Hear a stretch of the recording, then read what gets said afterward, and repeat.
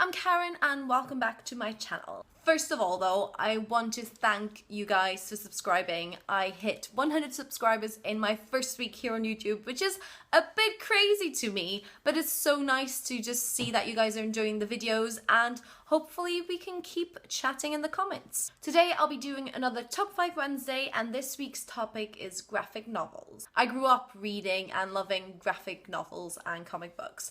So for today's topic, I'll be making a top 5 of my childhood favourites. Number 1 is Suske and Whisker, or how you call it in the UK, Spike and Susie, and I think it's Willy and Wanda in the US. This Belgian comic series is written by Willy van der Steen. It's still one of Belgium's most famous and most bought comic series to date. There's over 300 albums and it still runs daily in one of Belgium's biggest newspapers, so it stays true to its roots. I remember having a massive stack of them, especially because the orangey red cover is so typical of that series. And I, of course, totally identified with the plucky heroine Whisker, who was a bit stubborn at times.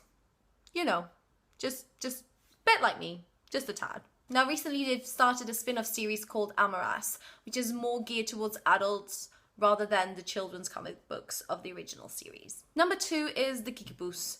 Now, this series is by Belgian artist Morus, and it is one of the best-selling series in Belgium. I remember loving it as a teenager. It's about this everyday family who goes on adventures and meets different people. I probably don't do it justice at all, but I really loved it, especially as I got a bit older, so I kind of grew out of the Suske and Whisker stories. Third on my list is Yarmulke by Jeff Nace. It's such another really popular series in Belgium. It sold over 51 million albums. And it still runs in one of the newspapers as well. I think it's just a really good example of Belgian comic book tradition. It's really fun, it's got lots of fun characters, they go on adventures. That's kind of what most of the comic books I used to read were about. It's about adventures and seeing different countries and meeting new people.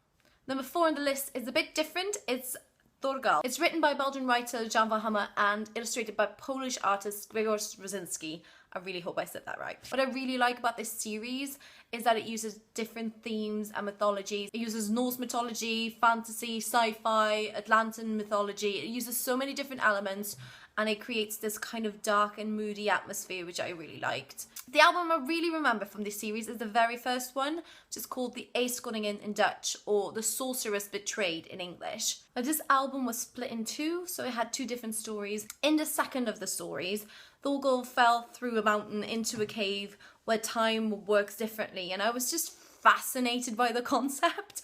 And of course, the three ladies that live there, they have lovely gowns, and you know, I'm totally not that shallow or anything. My final pick for this list is Yoko Tsuno by Roger Leloup.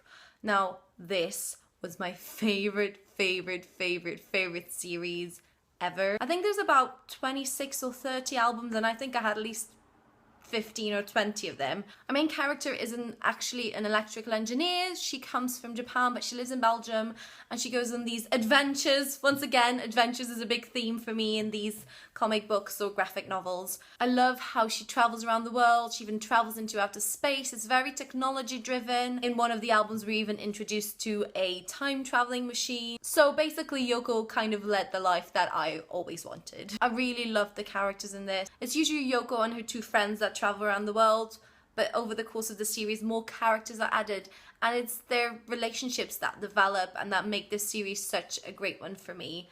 I particularly like the album The Three Sons of Vinea, which was one of my favorites and one of the first ones I owned, I think. It's where Yoko travels to outer space to a planet called Vinea, which Roger Leloup envisioned because he saw a poster on the wall of his local hairdressers that had Nivea, which is like a skincare brand. And the poster was so old that the face of the lady looked blue. So he kind of invented this race of blue-skinned people who lived on Vinea instead of Nivea. Of course, as a young girl, I gobbled it up, let's be honest. That was my top 5 graphic novels while I was growing up. Do you have any nostalgia trips when you pick up a graphic novel sometimes? Leave a comment down below, don't forget to subscribe, and I'll talk to you guys very soon. Bye-bye.